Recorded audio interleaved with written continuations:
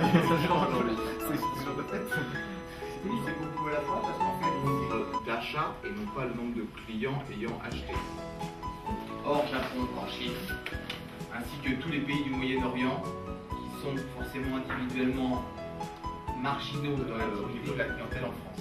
Et c'est quand même très spécifique à la France, mais surtout d'un nombre de transactions de 28%. Là, on a vraiment les 5 dont on parlait tout à l'heure. Le panier moyen de la Russie a baissé. Et l'activité sur l'année 2010, c'est l'Asie et la Chine. Le panier moyen baisse jusqu'à un niveau qui est beaucoup plus raisonnable. Si on reprend les chiffres depuis 2001, ça a quand même baissé, pour présenter un volume significatif, mais il n'est plus l'Eldorado qu'il a pu être début des années, était un pic aux alentours de 30%.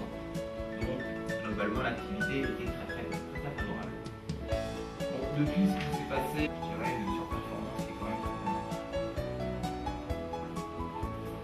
Quelles sont les perspectives pour les briques? Donc, la France, c'est un constat, reste la destination leader, et pas seulement pour une seule catégorie de clients. Si on regarde au total, à une envolée du nombre de transactions, d'une certaine culture, d'une certaine histoire, le romantisme français plaît à la clientèle chinoise, donc il n'a pas de perspective pour l'instant, en tout cas à court terme, très favorable.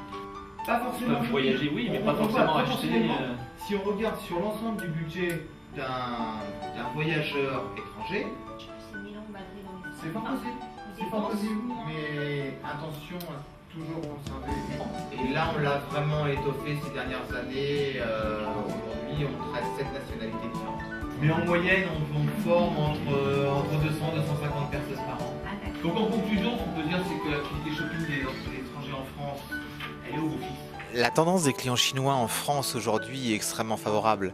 Ce qu'on peut constater, c'est que notre activité shopping en France avec les clients chinois a doublé sur cette année 2010 par rapport à l'année 2009.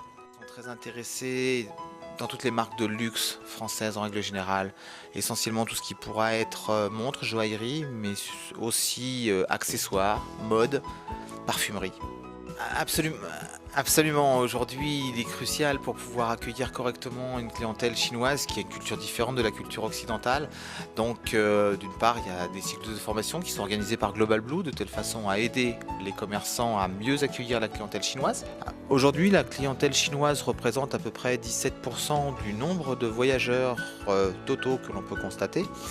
Par contre, en termes d'achat, ils dépensent beaucoup plus puisqu'ils représentent plus de 20% du chiffre d'affaires réalisé sur les opérations de détaxe en France.